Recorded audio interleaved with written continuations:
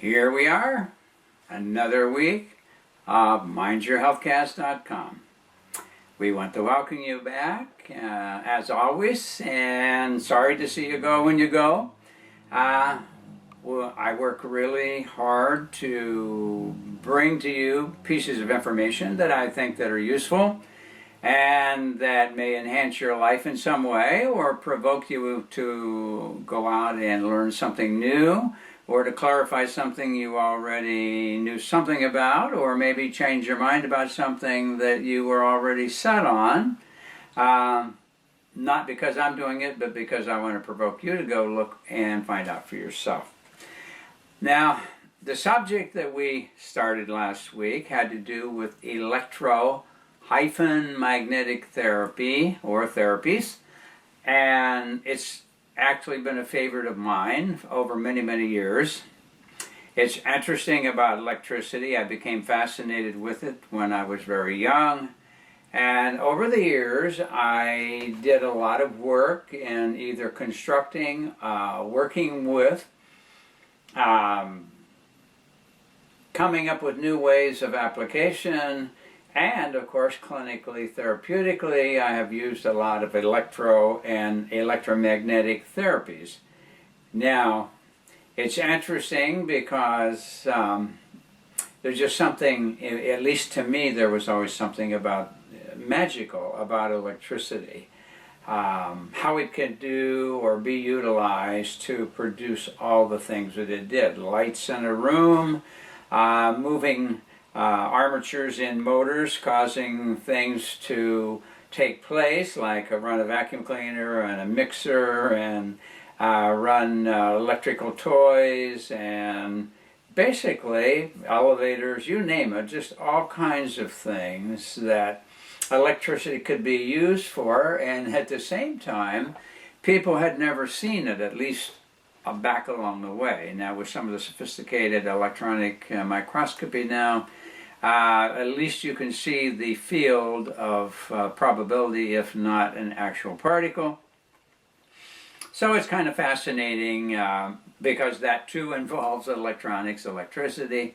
So all of that all comes together. I mean, when you look at it, all those terms, electrical, electricity, electronic, electromagnetic, magnetic, all of those terms kind of all are part and parcel of the same thing. It's interesting, as I say, I became interested in magnets when I was very little, and then later with electricity, and fortunately I was at a point in time where there was a lot of things available that made it easy to put together devices that did a lot of electrical things. I got used to being shocked, and so it didn't bother me so much. And down the road, of course, I got into radio and television. And of course, television was just beginning when I was in my teens, as far as becoming popular to the point that people had a lot of people had TVs in their homes. And at some point I studied electronics enough to understand vacuum tubes and later transistors and other solid state types or applications to electronics, and I opened up my own mobile repair service when I was in my late teens, to go out to people's houses when their TVs quit, and more often than not could do a repair on the spot. And I learned to handle the high voltage that was in the flyback, what they called the flyback transformer, and the high voltage that lighted via the electron beam the tube, the picture tube. And you could get a fairly nasty shock from that. Not quite as bad as the later color TV, because there's something called a regulator, which means that if something is drawing off current, it feeds more current in to keep it equal.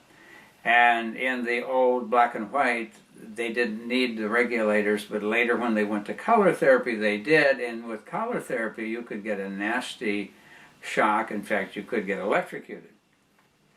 So you had to learn how to short out the capacitors in the circuit of the high voltage, so when you touched it, you didn't get a big zap. As I say, it wasn't bad with the black and white, but later with the color, it became a different story.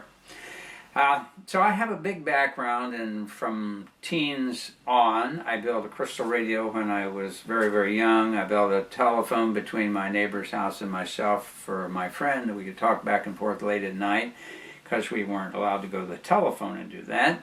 And I built a lot of other electronic or electrical devices along the way. I got my first A+ in school in 5th grade for building something electrical that I took to school as a project. And so it's just been kind of a very good relationship between me and electricity. I guess the time I overdid it the most was when I was doing a seminar on electromagnetic and energetic medicine. And I had a Van de Graaff generator. I don't know if many have not heard of Van de Graaff. It was one of the early atom smashers. And the reason was that it could accumulate a tremendous electron volt charge and hold it on a sphere, and at the right time draw it off and bombard material that would throw parts of the atoms out of orbit or out of the nucleus and generate fissionable atomic material for bombs and things like that. And so the researcher who developed it, his name was Van de Graaff, and so the Van de Graaff generator was named after him, and it was intriguing the way it worked. It drew electrons from the ground and stored them on the sphere on the top, and so the better the belt and collector of the electrons and the bigger the sphere, the greater the charge you could accumulate. The one I had in relatively low humidity could build up 500,000 electron volts in this big sphere on the top. Now, if you put your hand on it and then turned it on and let it build a charge, you could see photos of people with their hair standing straight out, and it was because the negative charge on all the hairs repelled each other. As we mentioned in magnetics before, the same type of poles repel each other and opposites attract. So with electricity, it's the same way. The electro and positive, there's an attraction, but if you bring two electro charges together, they repel each other, which is the principle of a colloid suspension. So at any rate, we had this big generator, and I was doing this seminar, so I was talking about energy, so I turned this generator on, and it built up a charge of about 500,000 volts. And you could draw an arc off about pretty close to 1.5 feet long, a big blue arc. And the bluer they are, the more amperage there is. And the bigger around, of course, the arc is. And so I was demonstrating it. So having been shocked many times and handled electricity, it didn't scare me. So I held up my hand and drew off this big arc about 18 inches long, and of course everybody's, wow. And it was impressive in terms of demonstrating what I was talking about, but the interesting thing was that I guess I got carried away, and I drew that off several times while I really overcharged my body. And so later that night, I got deathly sick at my stomach. I know it affected my nervous system, and in particular the vagus nerve. And so the next morning I wasn't feeling too well, but I did get settled down in time to go back and finish the second day of the seminar. So I decided that's probably not the best idea to pull that much off.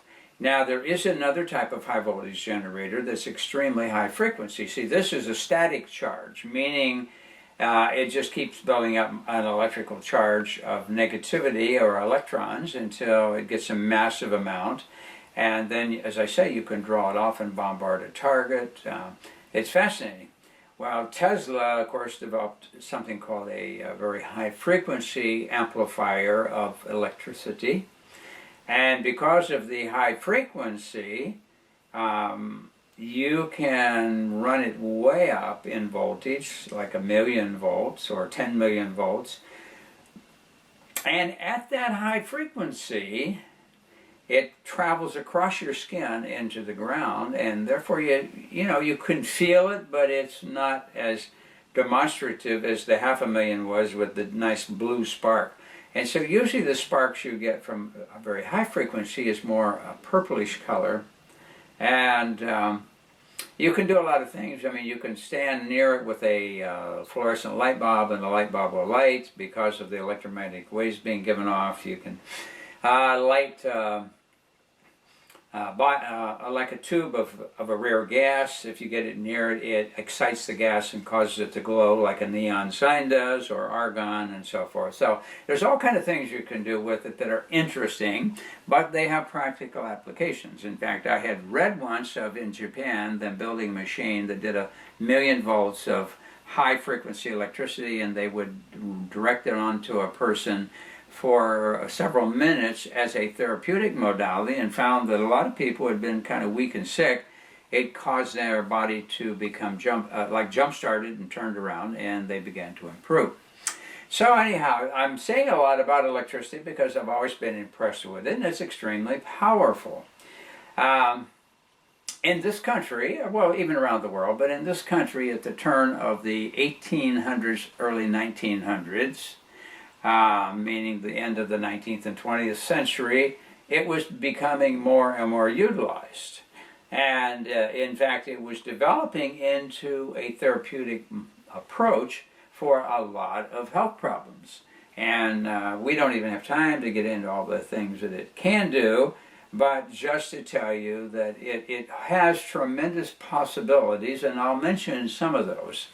And now, the problem was that around that time, as if you remember the history that I mentioned to you before about pharmaceuticals, it became apparent that the pharmaceutical interests were growing tremendously, and anything that did not utilize a pharmaceutical was not looked upon real favorably by the pharmaceutical interests. And so when they noticed that electrotherapy and magnetic therapies and so forth were beginning to grow, they became just a bit disturbed. And of course, the Rockefellers back in that day were very, well, it was a kind of a dichotomy. They utilized homeopathic medicine as their family medicine, but they realized the profitability of putting medications on the market that never really got rid of the problem, but salved the symptoms and made you feel better. And he realized that people would be coming back for more and more of that appeasement or management of their symptoms, and so it would be a tremendous business. Well, along's coming electrotherapy, and of course it doesn't utilize any drugs, and in most cases it actually energizes the body to correct itself, and so then you don't need the drugs. And so that made it suddenly become very unpopular in the eyes of some.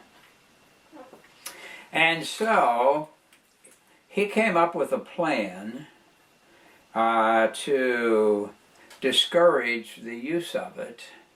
And I'll just read you a little blurb here. This is some stuff I got off the internet about the history. I knew it anyhow, but I thought it interesting.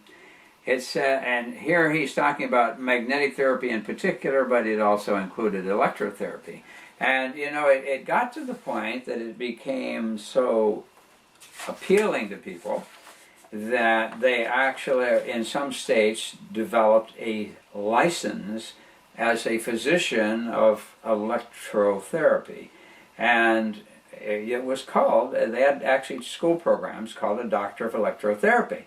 And so they learned all about all the things you can do with electricity and electromagnetism and magnetism and so forth. And I met in Ohio. Ohio happened to be one of the states that had the license. And I met one of the last living doctors of electrotherapy, and it was quite interesting the way he worked. He let me sit in with him at the office and follow his work with some people, and it was fascinating what he was doing, which is a bit beyond what we're going to be talking about today. We've mentioned a little bit about the principles of what some of the things he was doing, and probably somewhere down the road we'll do an update on some of the newer developments. Anyhow, it was a good field developing. It didn't have adverse effects. It actually gave the body, like plugging in a jumper, a jump start when it was really down to start moving and improve itself. So it says here in this history, magnetic therapy is a branch of medicine and as an area of clinical research fell into further disfavor in North America as a result of the Abraham Flexner Report on Medical Education in the United States and Canada, released in 1908. Now, as I said, the Rockefellers were a big mover in getting this study done, and the bottom line was this. He realized this electrotherapy was kind of a threat to the big money that could be made in pharmaceuticals, so they set up this deal that they were going to have this Abraham Flexner visit and study all the different medical schools and see what they were doing, and come out with a critical report. And one of the conditions were that if they wanted to remain in medical school, they were going to dispose of teaching electrotherapy.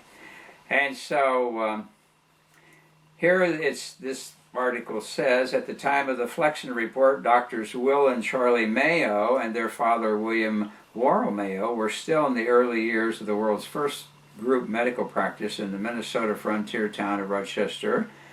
The Mayo Clinic was an impressive display of great wisdom and forethought. By contrast, leeches, bloodlettings, elixirs, and potions were also commonplace in most parts of the United States and Canada. The rise in the power of political money and the shift to nearly 100% dependence on pharmaceuticals for health led to an unfortunate period of dormancy lasting 60 years until the mid-1970s. In other words, they just wiped out the electrotherapies from all of that period of time up into the 70s. But then it says, beginning immediately after World War II, Japan began generating various electromagnetic wave shapes by changing electrical currents.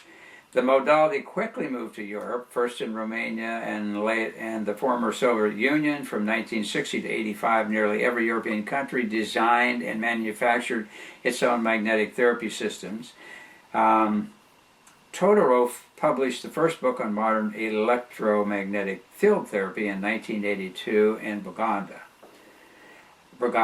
The work summarized clinical observations using magnetic fields to treat 2,700 patients in 33 different pathologies. And then it says the modern clinical application of electrobiology in North America began in 1971 with when Friedenberg described his success in the healing of a non-union fracture treated with 10 microamps of direct current delivered with stainless steel electrodes. Okay, so that began some of what we call the modern approach to electrotherapy. A lot of researchers along the way had done a lot of things, but they were very quietly and skillfully shuffled out of the picture, either by arresting them and confiscating all their equipment, and in some cases imprisoning them to keep them away. We don't have time even to get into that aspect of it. I think I've mentioned parts of it before, but it was kept under control until Europe and every place else was doing it. So consequently, it became inevitable that they had to at least lean a little bit that direction in this country.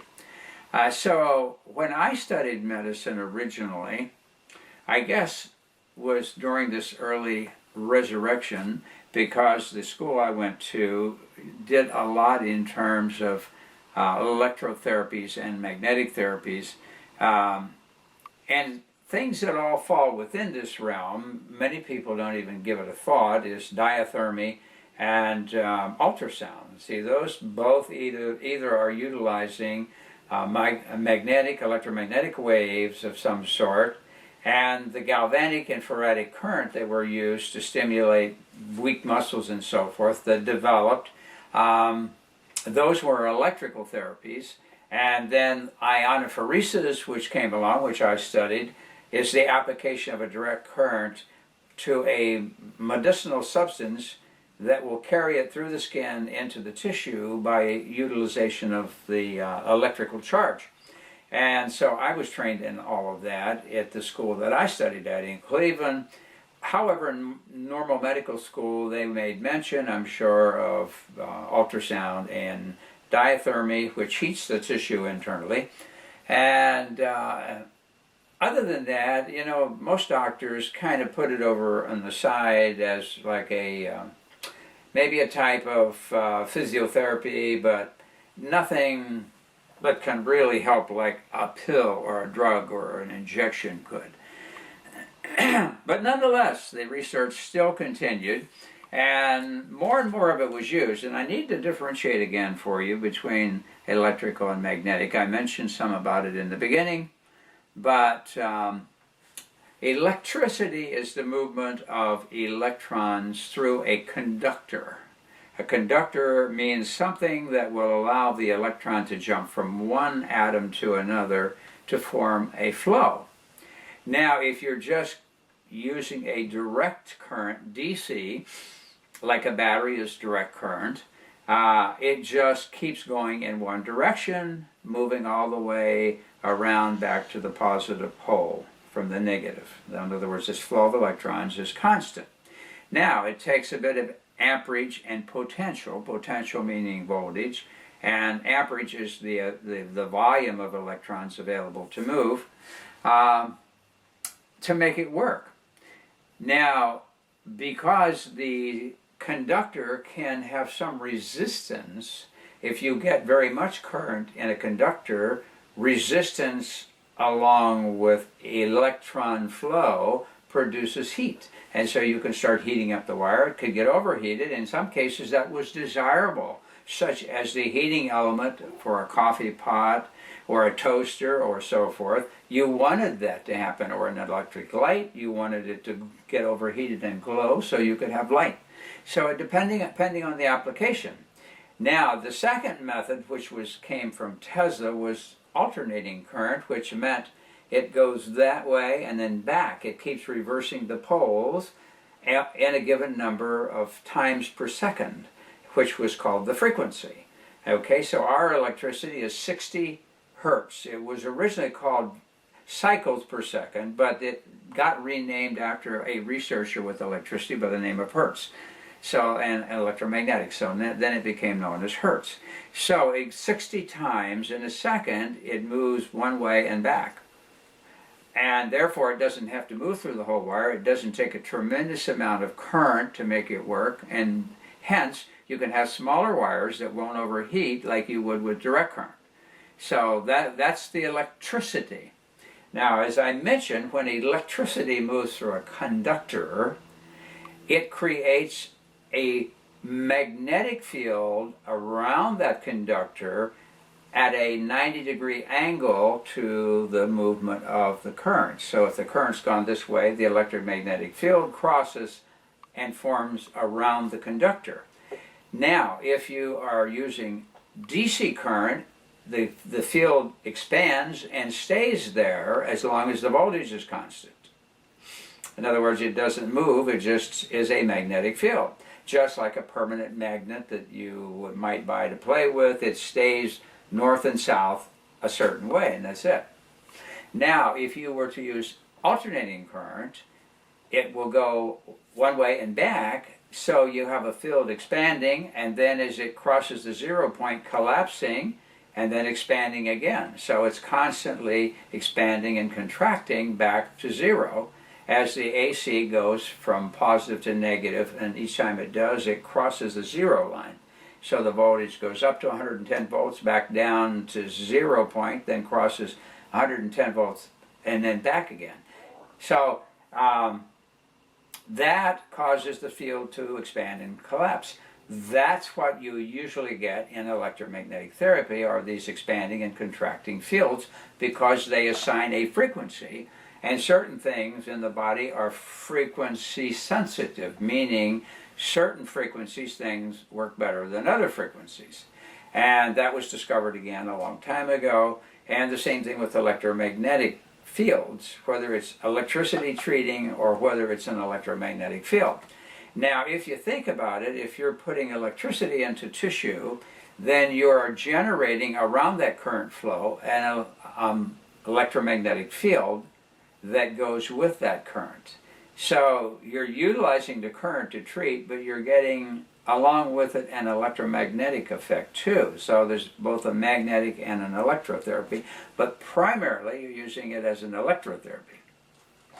And in particular in the body, like if you're treating acupoints from, then you would be treating the putting of electrons or moving them in that meridian is your intent, but as a secondary issue you get a magnetic field. Now there are cases when you want more of the magnetic field because you want to go deeper into the tissue, and trying to treat deep into the tissue with electricity, you have so many layers of different tissues, you have a resistance factor and so forth. So that case, if you use a pulsed electromagnetic field, you will generate a current within the deeper tissue. So you can use an electromagnetic field to create a deep layer current, or you can use current to generate an electromagnetic field where you are putting electrons into a meridian and getting the electromagnetic effect as a secondary effect. Or you can not put any current in. You can have a device that uses current to generate a pulsed electromagnetic field, and that becomes the treatment. It's the field itself. Now it's interesting because there's so many implications that we don't even have time to begin to touch. The fact is that it was discovered early that there was a tissue healing effect that could be stimulated by electromagnetic therapies. I think I guess I'm always looking for the bigger underlying meaning when something happens as opposed to what the apparent meaning on the surface is. And there's very few times when it comes to things that relate to money and so forth that the motivation is purely in favor of people and problems. It usually in the background has some other political, financial implication when you look into it. But at any rate, I'm just deciding which way I want to go. I want to tell you, first of all, that there is a lot of material out there that talks about a lot of this. You don't hear it. It's never going to be on the popular book list, of course, but a lot of people who have an interest do buy them. We mentioned about the one about the electric universe, that everything is electrical and magnetic to begin with. I mentioned that book last time, and that's what we started off with. And I've mentioned many, many times about energy medicine, the scientific basis. And this book is loaded with information. And the second volume that Dr. Oshman put out, which is Energy Medicine in Therapeutics and Human Performance. These two books give you a tremendous amount of information in those areas. If you bought no other books, the two books by Oshman are extremely important to give you a good overview of a high percentage of things I talk about, and going into more detail and giving you references, because his books are loaded with references for the research that backs all the things that he says. Now, there is a doctor from England that's come over to this country, or Scotland actually, and he wrote a book sometime back called Virtual Medicine, A New Dimension in Energy Healing. And then his name is Dr. Keith Scott-Mumby. And I just found out that he's actually doing a new edition of this because he's adding a lot more from the electromagnetic side as more and more things are discovered. So Virtual Medicine is a good book. And of course another big one that was, a lot of it sold, but it was not popular with the regular public. It's called Vibrational Medicine, the #1 handbook of subtle energy therapies. And this is the third edition, which has been updated tremendously. And at the bottom it says in more than 200,000 copies sold.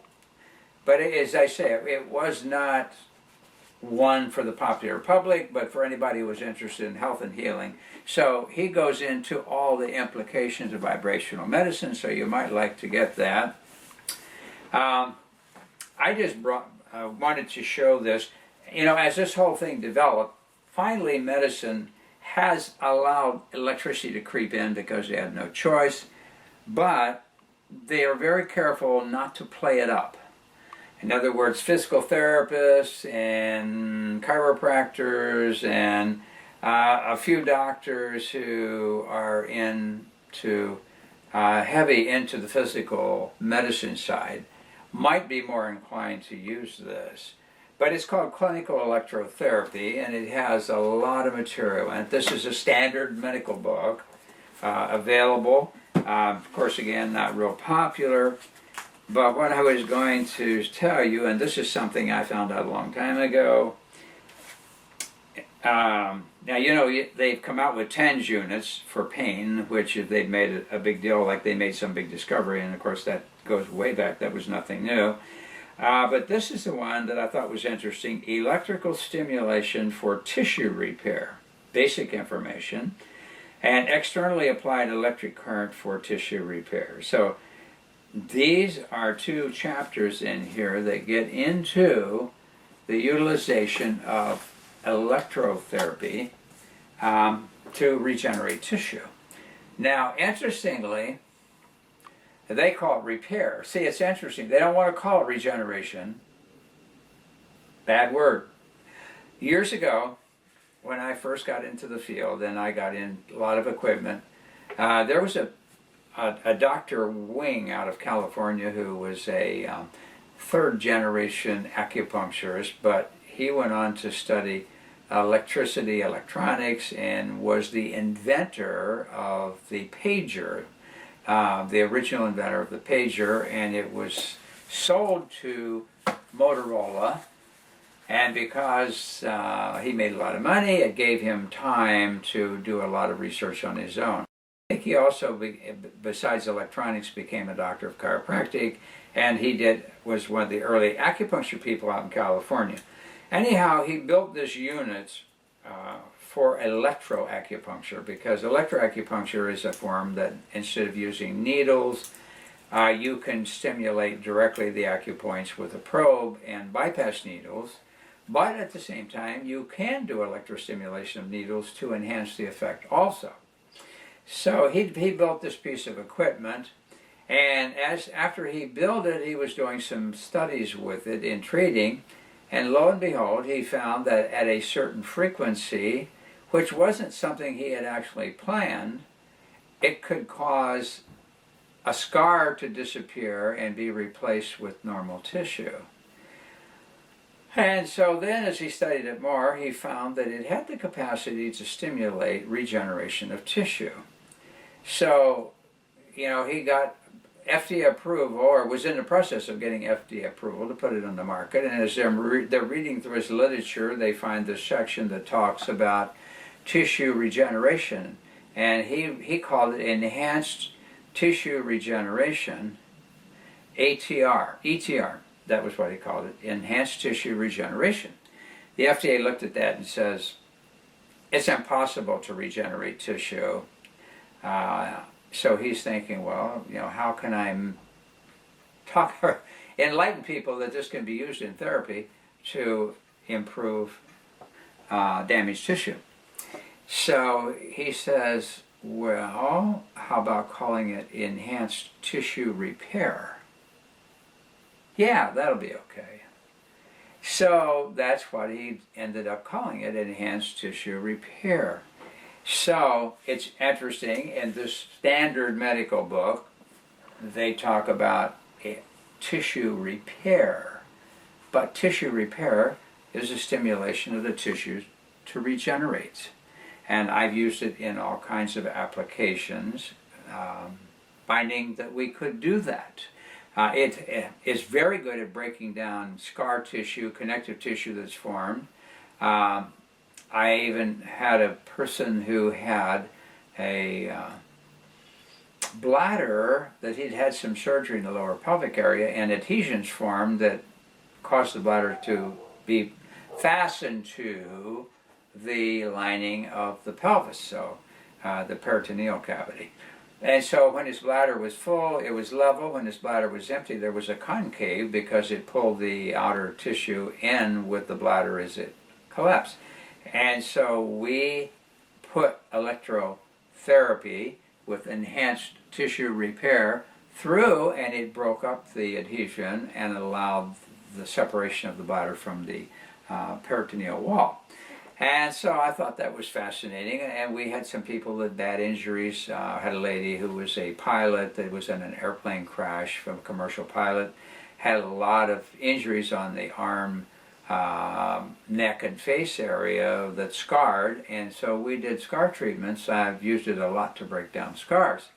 And so what it does is the scar begins to get powdery and this comes off as it's replaced with new cells.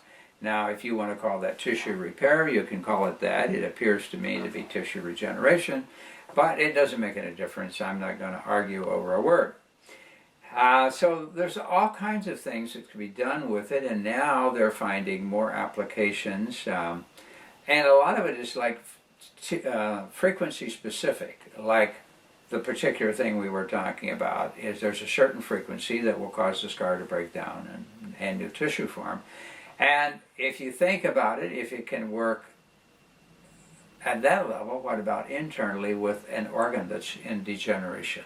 If you were to use the tissue repair frequency with the meridian that affects that organ, and we don't even have time to go into the dynamics of how those pathways, they do exist, affect organs and vice versa. But there's been several microanatomical studies that show that there are these connective tissue bundles that contain protein molecules that will conduct energy, electricity, photons, which is light, and phonons, which is sound waves, will conduct those through, and that they do in fact interconnect to organs, and that there's a relationship between organs. There's a whole book on that, some of the latest studies of it by Dr. Pischinger and his associates out of Austria. I have his original work on the matrix of the body, and we've talked about that before, and now this is an more updated edition where they've added new findings, and now they're corroborating the fact that the acupoints are the pathways to gain information to and to be able to have effect on the organs in the body, because these pathways go in through the matrix of the body and interconnect with tissue connected with the organ itself, so that the energy moving through those pathways affect the organ, and the organ affects the energy moving through the pathways. It's like a two-way street, and that electrotherapy and electrodiagnostics, as was developed by Dr. Reinhold Wohl and some other doctors in Germany, is in fact a gateway to gain information about what is happening in the system. So it's very intriguing the way it's gone, and I can foresee down the road that once people decide they're tired of barbaric medicine and they're tired of being drugged and not getting well, we'll begin to look at some of these things, and that we'll see a whole new era of medicine come up. Now there's more and more happening in that area, but it's going to get closer and closer. Now the FDA approved a device by Dr. Bassa was one, and the other one was by Becker. That in fact, they did some work together about healing bones that were when to not heal. Sometimes people get a bone breaking because of disturbances in their body. It doesn't want to heal, and so it just stays unconnected. Well, they found that because of his studies in tissue repair and healing, understanding how they work in the body, by applying an electromagnetic field over the break, could cause a non-union bone to fuse together, and a normal break could heal in half the time of a normal break. In other words, the average, however many weeks it takes to really totally heal, you can cut the time in half by applying this field. So the FDA did approve that. I guess they had no choice because the evidence was so overwhelming, and went back for years, the studies did. And now they've approved a pulsed electromagnetic field from the surface that will actually affect brain function, in particular related to depression. And so there's a lot of stuff going on. And even NASA has gotten into the picture. We have a study here that I had gotten from NASA called Physiological and Molecular Genetic Effects of Time-Varying Electromagnetic Fields on Human Neuronal Cells. And so they have an interesting study, and as I've read through it here, it's like almost 38 pages, I think the report is. It says, as is clearly demonstrated in the human body, the bioelectric, biochemical process of electrical nerve stimulation is a documented reality. The present investigation demonstrates that a similar phenomenon can be potentiated in a synthetic atmosphere, i.e., two-dimensionally or in rotating wall cell culture vessels. One may use this electrical potentization for a number of purposes, including developing tissues for transplantation, repairing traumatized tissues, moderating some neurodegenerative diseases, meaning helping neurodegenerative diseases, and perhaps controlling the degeneration of tissue as might be affected in a bioelectric stasis field. Now this is coming out of NASA. This was actually published in 2003. And it does have the official NASA emblem on it, if you can see it. So I'm just giving you really an overview, but saying there's a lot to be learned and a lot of tremendous benefit in understanding the body as an electrical unit, which we mentioned earlier, that it utilizes protons, electrons, and ions, which are conductors of electrons, and hexagonal structured water as a conductor of protons, or proticity. And so we have proticity, electricity, and ions in the body that make everything work, and that the whole body is electric, as the gentleman that wrote the first book we mentioned, The Electric Universe. Everything involves electricity in one form or another, and secondary to that, magnetics, because magnetics are generated by electricity.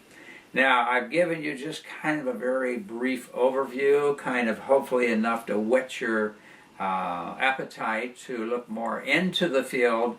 But if you go on Google, you're going to find huge amounts of studies, and of course, as I mentioned, somewhere in there will be Quackwatch saying, there's absolutely no research to show any benefits from these therapies. It's all quackery.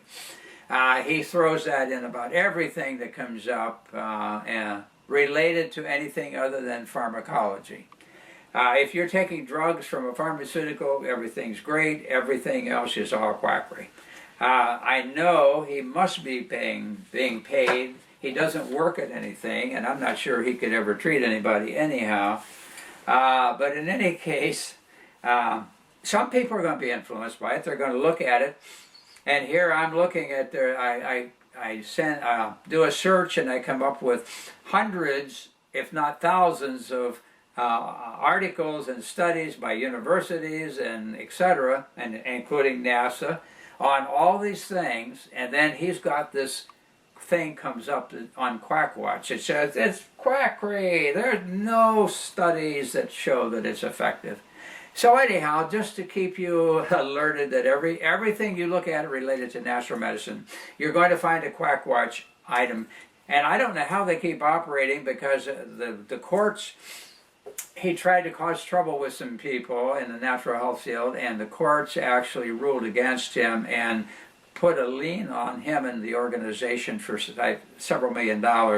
And I think there's another one with another group now that they have a huge suit with him.